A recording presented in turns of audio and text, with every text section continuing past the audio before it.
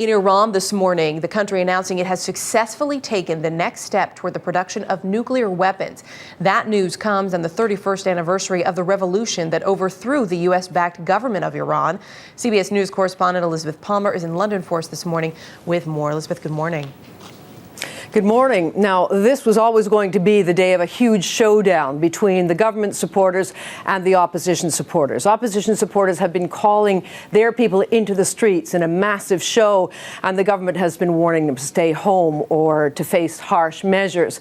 It's early yet, and the only official video we're getting from Iran comes from state sources. So, as you might expect at this stage, it shows a massive turnout for the government.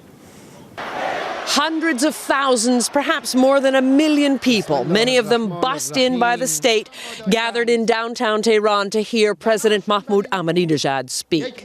His message to the crowd that Iranian scientists had revved up Iran's nuclear program and managed to produce a batch of extra enriched uranium. The first convoy of the 20% fuel was produced and provided for the scientists.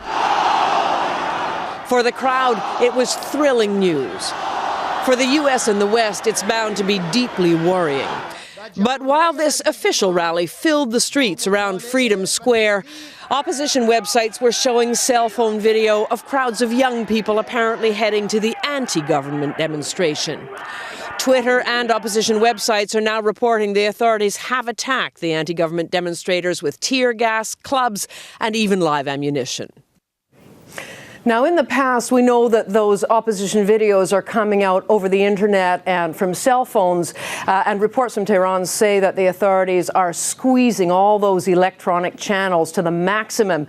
So we may get fewer pictures of what's really going on than usual. We do know, though, that there are rumors of a huge crowd, 10,000 opposition supporters, marching on the very hated Evin prison where the torture of political prisoners takes place. Erica? Be interested to see what does actually make it out in terms of pictures and information, as you mentioned. Liz, thanks.